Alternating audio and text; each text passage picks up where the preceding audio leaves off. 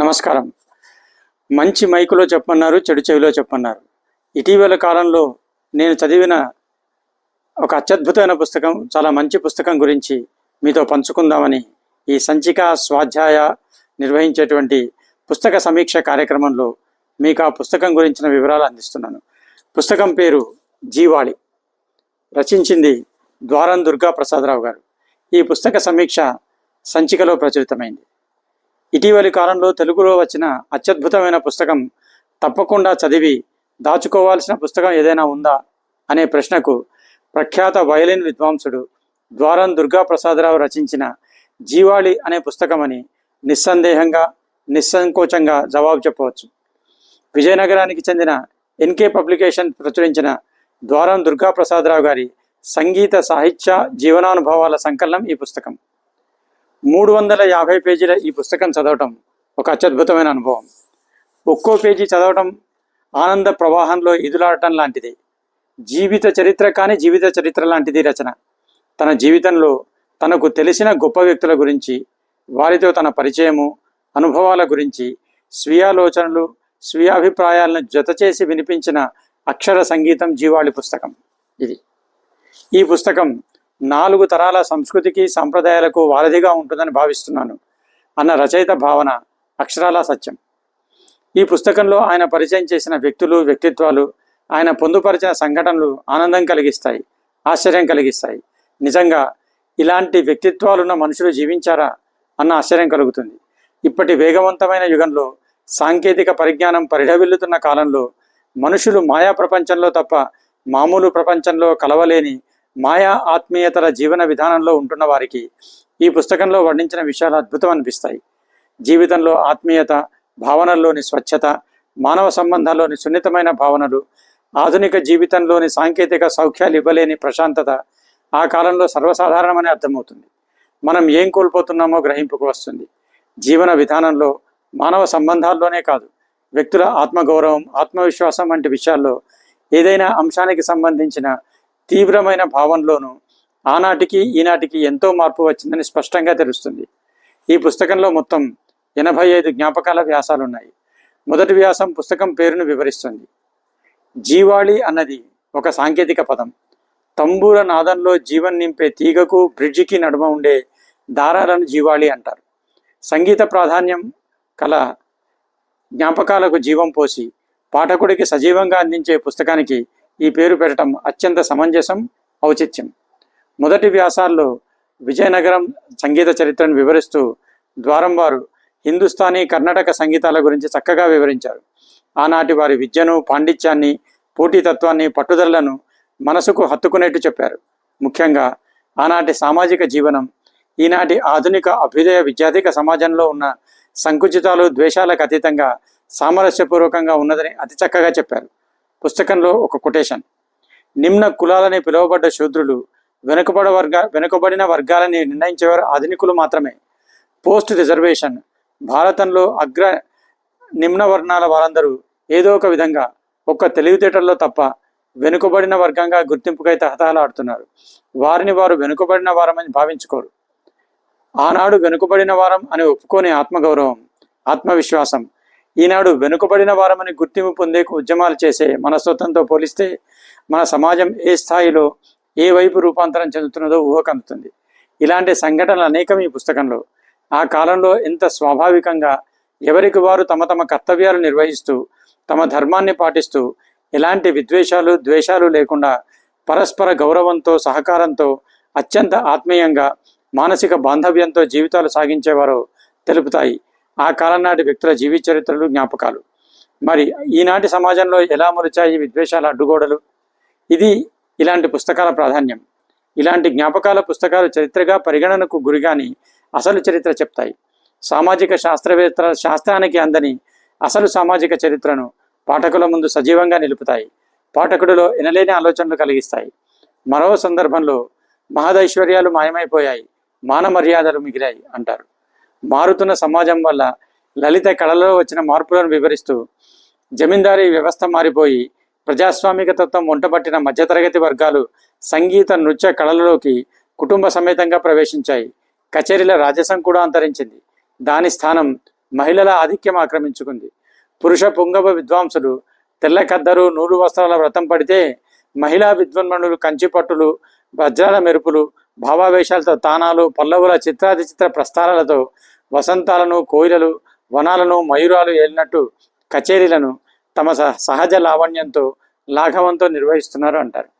ఈ సందర్భంగా ఆయన ప్రస్తావించిన మహిళలు పురుషుల పేర్లు ఎందుకని వారు ఇతరుల కన్నా ప్రత్యేకంగా నిలవేస్తారో వివరించిన తీరు మామూలు విశ్లేషకులు పండితులు వివరించలేరు.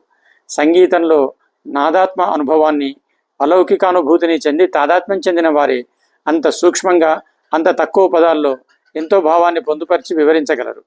మరో సందర్భంలో పద్యానికి పాటకు ద్వారం వారు ఇచ్చిన నిర్వచనాలు అత్యంత సున్నితం, సంపూర్ణం, అద్భుతం. పద్యం మాట కాదు, పాట కాదు. అందమైన అక్షరాలు, అభిప్రాయాలు కవచాలు తొడుక్కుని ఖడ్గాలు పట్టుకుని కవాతు చేస్తుంటే పదాలు పద్యాలవుతాయి. పాటలు జోలలు, పాటలు దీవెనలు, పాటలు ప్రేమ రహస్యాలు, విరహాలు, వేదనలు, ఎడబాటుల్లో తోడు నీడలు, మనసులు కలిపే మంగళసూత్రాలు పాటలు. పాటకు మెదడు పదం, ఇంద్రియాలు అక్షరాలు, రాగం మనస్సు. చాలా అద్భుతంగా అనిపిస్తుంది నిర్వచనం. పాటకు మెదడు పదం, ఇంద్రియాలు అక్షరాలు, రాగం మనస్సు. ఈ ఒక్క వాక్యం మీద ఒక గ్రంథమే రాయొచ్చు. ఇలా పలు విషయాలు చెప్తూ వ్యక్తిత్వాల గురించి వారి కళా నైపుణ్యాన్ని వివరిస్తూ తన జీవిత కథను టూకీగా చెప్పారు ద్వారం దుర్గాప్రసాదరావు గారు. తన జీవితానుభవాలు వివరిస్తూ ఆయన చెప్పిన అనేక అంశాలు ఆసక్తికరంగా ఉండటమే కాదు, ఆలోచనాత్మకంగా కూడా ఉంటాయి. ప్రతిభ, ప్రావీణ్యం, సృజన, టాలెంటు అన్న చాప్టర్ కేవలం 2 పేజీల నిడివి గలదే అయినా ఈ 2 పేజీల్లో ఆయన వెలిపించిన అభిప్రాయాలు, చేసిన విశ్లేషణలు అక్షరలక్షలు చేస్తాయి. ఆధునిక సమాజంలో ముఖ్యంగా కళాసృజనలో చొరగబడిన దిగజారుడుతనానికి వ్యాపార ధోరణులను కారణాలు ఎత్తి చూపిస్తాయి. విద్య అప్లైడ్ ఆర్ట్స్గా మారటము, అసలు విద్య కన్నా ఎక్కువ గౌరవం, ఉపాధి పొందటం వంటి విషయాలు అందరూ తర్కించవలసిన విశ్లేషణలు. కళను అప్లైడ్ ఆర్ట్గా వాడుక చేసి సామూహిక శ్రమతోనో యాంత్రికంగానో ఇండస్ట్రీలో ప్రయోగించి వ్యాపార వస్తువుగా మార్కెట్లో ప్రవేశపెట్టడం వల్ల కోట్లాది ప్రజలు ఆ కొద్ది ఆనందానికే తృప్తిపడి తక్కువైనా తగిన మూల్యం చెల్లిస్తారు. కనుక వ్యాపారికి ఇదే వేరే రకమైన లో గ్రేడ్ సృజన. ఈ సృజన, ఈ ఉత్పత్తి సంస్థలు, ఈ విపణి అనంతమైన యుక్తి శక్తులతో అవసరాలని, సహజాలని భ్రమ కల్పించే స్ట్రాటజీలు కలిగి ఉంటాయి. Hitting the nail on the head అంటే ఇదే. తన జీవిత కథను చెప్తూ మధ్య మధ్య సంగీత శాస్త్రాన్ని వివరించే సంగీతం విభేదము, అనుసంధానము, స్వరాల రుచులు, వయలిన్ వాద్యం నిర్మాణ విశేషాలు వంటి అధ్యాయాలను పొందుపరుస్తూ హఠాత్తుగా అత్యద్భుతమైన వ్యక్తిత్వాలను పరిచయం చేస్తూ నడుమ అత్యంత లోతైన ఆలోచనలను వ్యక్తపరుస్తూ సాగే ఈ పుస్తకాన్ని చదవటం ఒక రోలర్ కోస్టర్ ప్రయాణం లాంటిది. ఉక్కిరి బిక్కిరి అవుతాము, సంభ్రమాశ్చర్యాలకు గురవుతాము, ఆనందాముదిలో మునిగి తేలుతాము. అంతలోనే గతించిన అత్యద్భుతమైన కాలం తలుపుకు వచ్చి విషాదానికి గురవుతాము. అయినా ప్రయాణం మానము. ఒక పేజీ తర్వాత మరో పేజీ చదువుతూ రచయిత అక్షరాల ద్వారా చిత్రించిన దృశ్యాలను చూస్తూ అనుభూతులతో తాదాత్మ్యం చెందుతూ సైన్స్ ఫిక్షన్ రచయితలు ఊహించే టైం మెషిన్లో ముందుకు వెనుకకు ప్రయాణిస్తున్నట్టు ప్రతి పేజీ తిప్పుతుంటే తర్వాత పేజీలో ఏ అద్భుతమైన మణిమాణిక్యాల లాంటి విషయాలున్నాయో అన్న ఉత్కంఠతో ముందుకు సాగుతూ మరపురాని అనుభూతిని పొందుతాం ఈ పుస్తకాన్ని పఠిస్తూ. నిజానికి ఈ పుస్తకం ఒక జీవిత చరిత్ర, జ్ఞాపకాల సమాహారం, శాస్త్రీయ సంగీత పాఠం, సామాజిక చిత్రణ, మినీ విజ్ఞాన సర్వస్వం, ఉత్తమ వ్యక్తుల పరిచయ పుస్తకం, సామాజిక విశ్లేషణ, సంగీత శాస్త్ర పరిచయం, ఇలా అనేక పుస్తకాలన్నీ తనలో పొందుపరుచుకున్న జీవాళి పుస్తకం తెలుగు సాహిత్య ప్రపంచానికి ఒక వరం. ఈ పుస్తక తయారీ ఆలోచన చేసి ద్వారం దుర్గాప్రసాదరావు గారు పుస్తకం రాసేందుకు కారణం అవటమే కాక పుస్తకాన్ని అందంగా ముద్రించి అందజేసిన ప్రచురణకర్త, పుస్తక సంపాదకుడు ఎన్కే బాబుకు అభినందనలు, ధన్యవాదాలు. తెలుగు చదవగలిగే ప్రతి ఒక్కరూ కొని చదివి దాచుకోవాల్సిన పుస్తకం జీవాళి. తప్పకుండా కొని చదివి మీ అభిప్రాయాన్ని చెప్పండి. ఈ పుస్తకం ప్రచురణ ఎన్కే పబ్లికేషన్స్ విజయనగరం, సంపాదకులు ఎన్కే బాబు, సహ సంపాదకులు ముదుగుల రవికృష్ణ. పుస్తకం మొత్తం 354 పేజీలు, వేర 600 రూపాయలు. ప్రతులకు NK publications, 24-8-1 Sameera residency, Vizianagaram 535002లో లభిస్తుంది.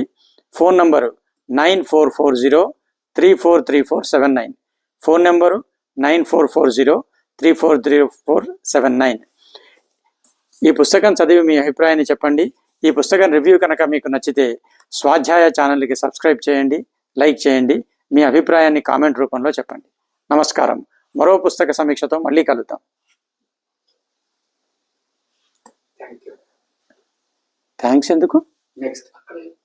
థ్యాంక్స్ ఎందుకు? నమస్కారం. సంచిక స్వాధ్యాయ నిర్వహిస్తున్న సాహిత్య కార్యక్రమం పుస్తక సమీక్షలు. ఈరోజు మంజరి రచించిన 2 సస్పెన్స్ నవలలు హిట్ లిస్ట్, టార్గెట్ నెంబర్ 2ల పుస్తక సమీక్షను అందిస్తున్నాము. ఈ సమీక్షని రచించింది కొల్లూరు సోమశంకర్. ఇది సంచికలో ప్రచురితమైంది. ఈ సమీక్షని చదివి వినిపిస్తున్నది కస్తూరి మురళీకృష్ణ, అంటే నేను. మంజరి కలం పేరు, ఆయన అసలు పేరు గంధం నాగేశ్వరరావు. ఈయన డిటెక్టివ్ నవలలు, సస్పెన్స్ నవలలు చాలా అద్భుతంగా రాస్తారు. ఆయన రచించిన 2 డిటెక్టివ్ అపరాధ పరిశోధన కలిసిన నవలలు హిట్ లిస్ట్, టార్గెట్ నెంబర్ 2. వీటిని డిటెక్టివ్ నవలా స్రవంతిలో భాగంగా ఒకే పుస్తకంగా ప్రచురించింది క్లాసిక్స్ బుక్స్. హిట్ లిస్ట్ నవల స్వాతి వారపత్రికలో సీరియల్గా వెలువడింది. టార్గెట్ నెంబర్ 2 ముందు స్వాతి మాస పత్రికలో ప్రచురితమైంది. ఆపై కన్నడంలోకి, సంస్కృతంలో కూడా అనువాదమైంది.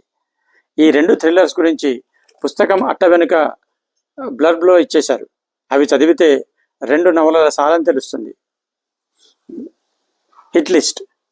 పాక్ ఆక్రమిత కాశ్మీర్లోని టెర్రరిస్ట్ క్యాంపు నుండి విద్రోహ చర్యల కోసం ట్రైనింగ్ పూర్తి చేసుకున్న బిట్టు భారత్ బయలుదేరాడు. అతనికి ముందుగా ఓ వ్యక్తిని చంపమని ఉత్తర్వులు ఇచ్చారు క్యాంప్ కమాండర్. బిట్టు ఢిల్లీలో అడుగుపెట్టిన సంగతి తెలిసి రా agent వెంటపడ్డాడు.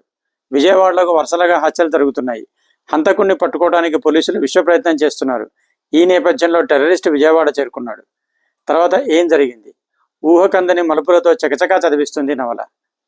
Target number 2. Ever green Khalistan ఉద్యమానికి జీవం పోయాలని ముఖ్యమైన నాయకులు సమావేశమయ్యారు.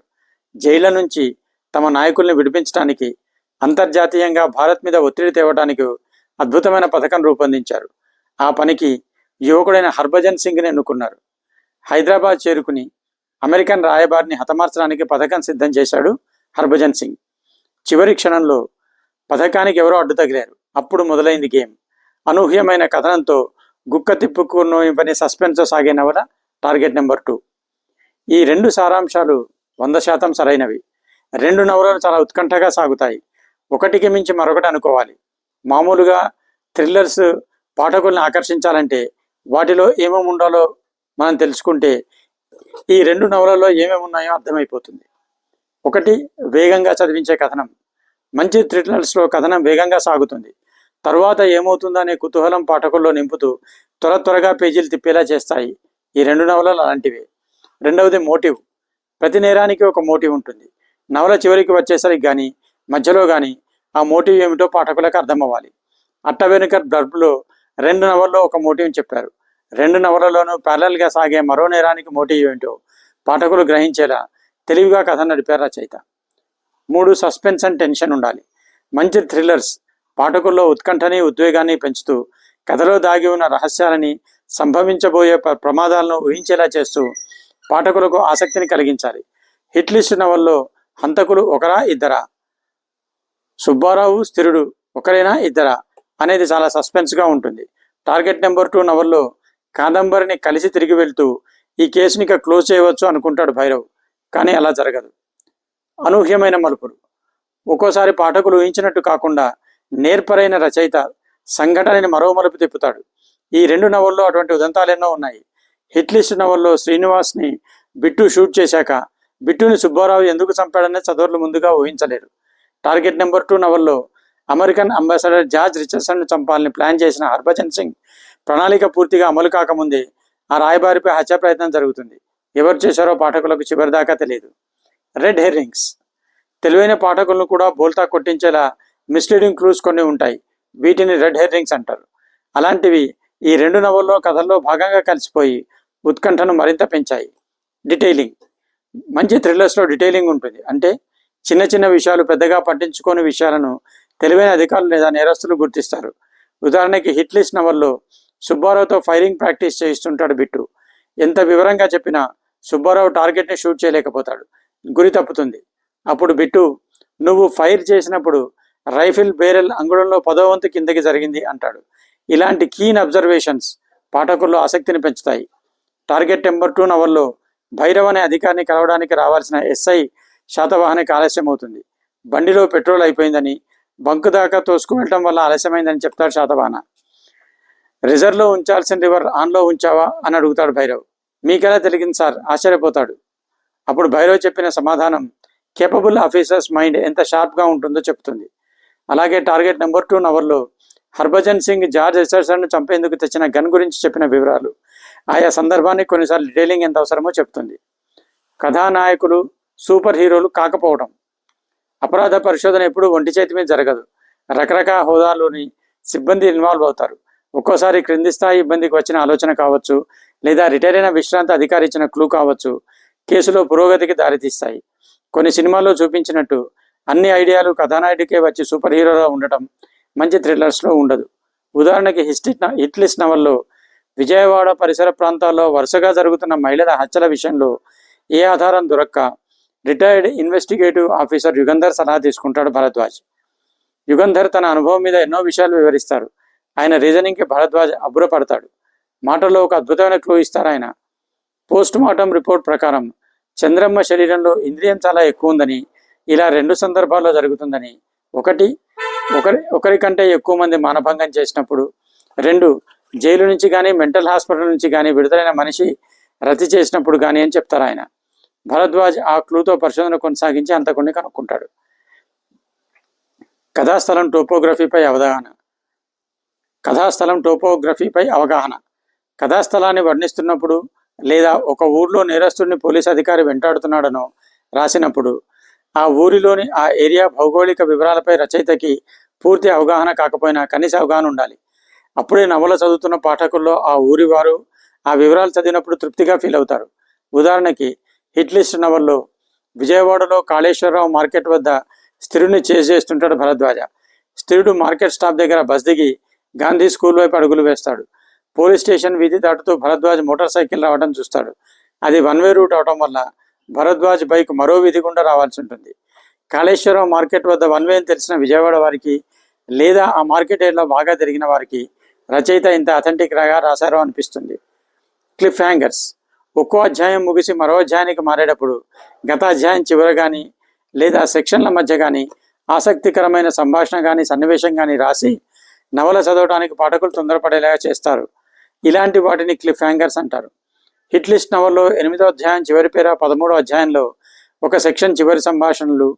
టార్గెట్ నెంబర్ 2 నవల్లో రాజీవ్ గాంధీ హత్య కేసుపై జరిగిన పరిశోధన గురించి శిక్షణ పొందిన పోలీస్ అధికారులు చెబుతూ ఆ సెషన్ను ముగిస్తూ భైరవ్ చెప్పిన మాటలు. రచయిత పోలీస్ శాఖలో పనిచేయటం వల్ల 2 నవల్లోనూ పరిశోధనంతా పకడ్బందీగా సాగింది. ఎక్కడా అభూత కల్పన లేవు. 2 నవలలోనూ ప్రధాన పాత్రల పేర్లు భా అక్షరంతో ప్రారంభం కావడం యాదృచ్ఛికం కావచ్చు. మొదలు పెడితే ఆపకుండా చదివిస్తాయి 2 నవళ్ళు. సస్పెన్స్ థ్రిల్లరు రాయాలన్న ఉత్సాహం కల యువ రచయిత్రులకు ఈ పుస్తకంలో 2 నవళ్ళు పాఠ్యాంశాలుగా ఉపయోగపడతాయి. ఇది కొల్లూరి సోమశంకర్ రాసినటువంటి సమీక్ష. హిట్ లిస్ట్ 2 నవళ్ళ సమాహారం. రచన మంజరి. ప్రచురణ క్లాసిక్ బుక్స్. 312 పేజీల ఈ పుస్తకం వెల ₹275. ప్రతులకు క్లాసిక్ బుక్స్ 32-13/2-3A అట్లూరి పరమాత్మ వీధి, మొఘల్ రాజపురం, విజయవాడ 10. ఇది అడ్రస్. పుస్తకం దొరికేది. Phone number 8522002536. సెల్ నెంబర్ మరోసారి 8522002536. ఇది ఆన్లైన్లో అమెజాన్లో కూడా లభ్యం. ఈ పుస్తకాన్ని కొని చదవండి. ఈ పుస్తక సమీక్షపై మీ అభిప్రాయాన్ని కామెంట్ ద్వారా తెలపండి. ఈ సమీక్ష కనుక మీకు నచ్చితే స్వాధ్యాయ ఛానల్ని సబ్స్క్రైబ్ చేయండి, లైక్ చేయండి, అభిప్రాయాన్ని కామెంట్ ద్వారా చెప్పండి. త్వరలో మరో సమీక్షతో మళ్ళీ కలుద్దాం. నమస్కారం.